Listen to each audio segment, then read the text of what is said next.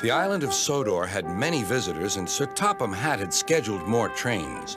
Gordon, the big engine, had to work harder than ever before. "Come on," he called to the coaches. "Come on, come on, come on. The passengers rely on me to be on time."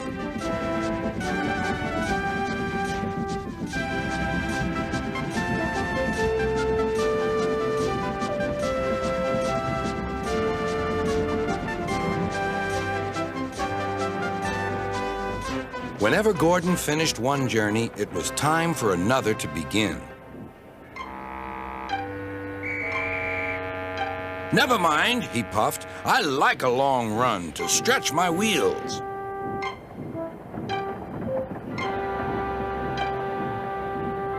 Even so, Sir Topham Hatt decided that Gordon needed a rest. "James shall do your work," he said kindly. James was delighted. He liked to show off his smart red paint and was determined to be as fast as Gordon.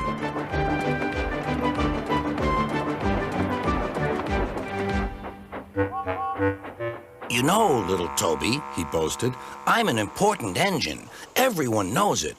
I'm as regular as clockwork, never late, always on time. That's me." "Says you," replied Toby. Just then, Sir Topham Hatt arrived. "Your parts are worn, Toby, so you must go to the works to be mended."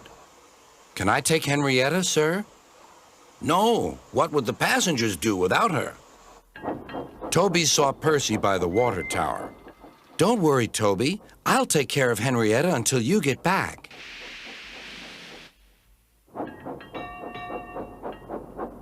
Soon Toby was out on the main line. He clanked as he trundled along.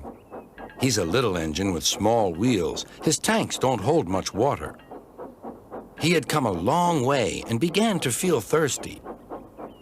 In the distance was a signal. "Good," he thought. "There's a station ahead. I can have a nice drink and a rest until James has passed." Toby was enjoying his drink when the signalman came up. He had never seen Toby before. Toby's driver tried to explain, but the new signalman wouldn't listen. "We must clear the line for James with the express. You'll have to get more water at the next station."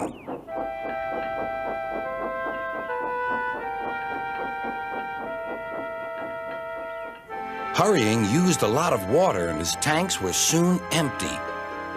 Poor Toby was out of steam and stranded on the main line. "We must warn James," said the fireman. Then he saw Percy and Henrietta. "Please, take me back to the station. It's an emergency." Henrietta hated leaving Toby. "Never mind," said Percy.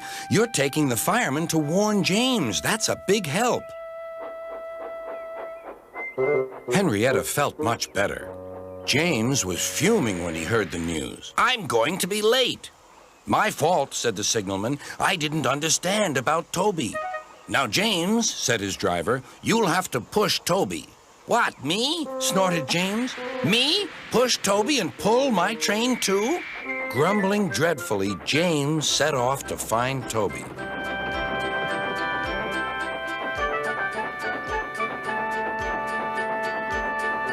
He came up behind Toby and gave him a bump. "Get on, you!"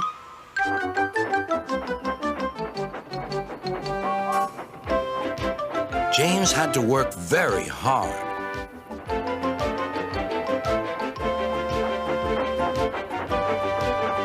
When he reached the workstation, he felt exhausted. Some children were on the platform. "Coo!